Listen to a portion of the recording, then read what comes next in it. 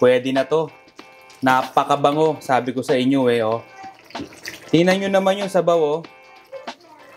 Napaka-creamy, medyo malapot. Diyos ko guys, ang sarap.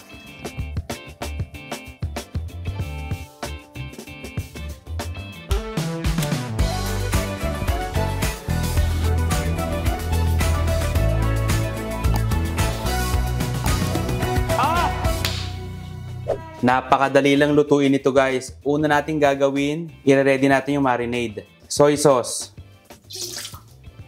vinegar, garlic, at ground black pepper.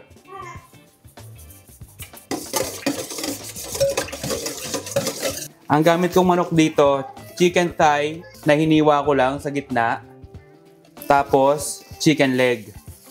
Ay, nahulog. Chicken leg. Ano to? Lahat to, puro kanan. Yan, babad na natin yan. Ayoko kasi ng kaliwang legs. Gusto ko lahat kanan.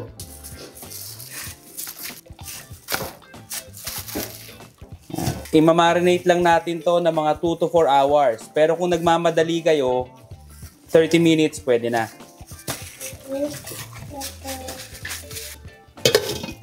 Kapag ready na yung manok nyo guys, mag-isa na tayo ng onion, garlic, and ginger.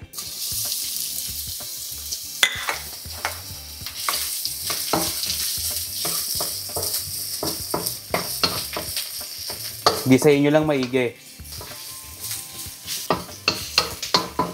Kapag nagisa nyo na maigi, ilagay na natin itong manok.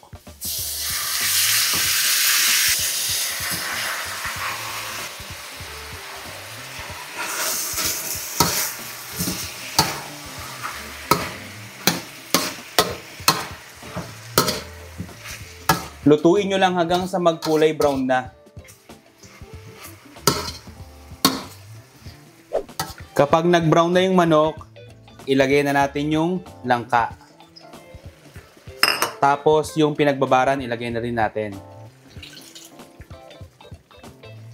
Yung manok nga pala guys, niluto ko lang ng mga 10 minutes yun. Or hanggang sa mag-brown na siya.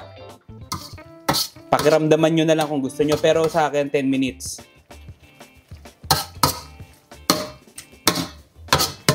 Lutuin lang natin to ng 10 minutes pa para mag-build up yung flavor niya.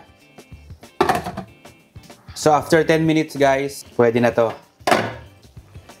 Ang gagawin natin, ilalagay natin tong red chili at coconut milk.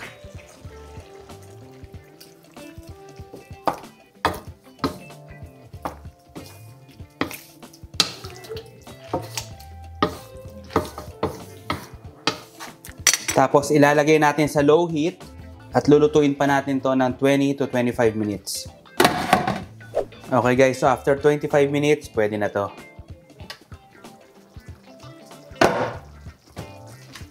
Ang gagawin natin ngayon, lalagyan natin ng coconut cream, sugar, pang-balance ng lasa. Tapos isang kutsarang fish sauce.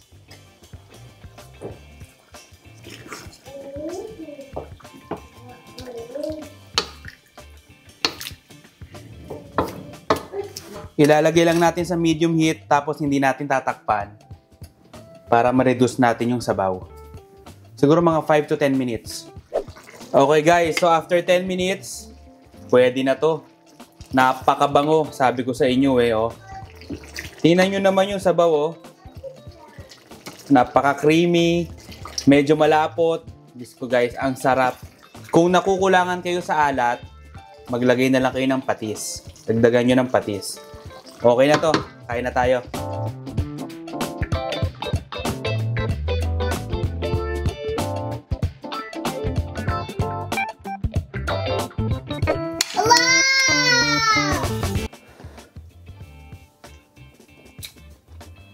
Po, ang sarap guys. Ang tindi nito, promise. Subukan nyo na.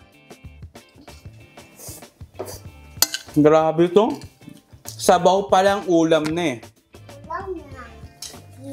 Ang sarap. Ang hirap tigilan. Panalo.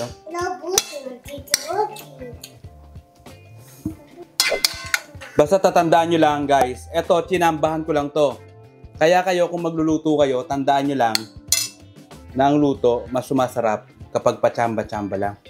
Eh teka, anong hita ba to? Kaliwa kanan? Kaliwa. Ay, kanan yung gusto ko eh.